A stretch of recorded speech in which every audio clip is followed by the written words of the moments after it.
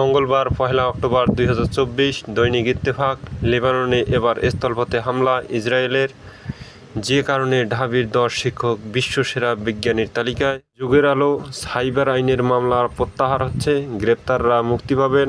দৈনিক ইনকিলাব, সংস্কার কমিশনের পথ চলা শুরু আজ থেকে, সময় পাবেন ৯০ দিন, নির্বাচনের কাউন্টডাউন শুরু। দৈনিক জনকণ্ঠ, লক্ষ বেকারের প্রতীক্ষিত সংবাদ, চাকরিতে প্রবেশের বয়স বৃদ্ধির বিষয়ে কমিটি গঠন। আমাদের সময়, আশুলিয়ায় গুলিতে পোশাক শ্রমিক নিহত, ভাঙচুর।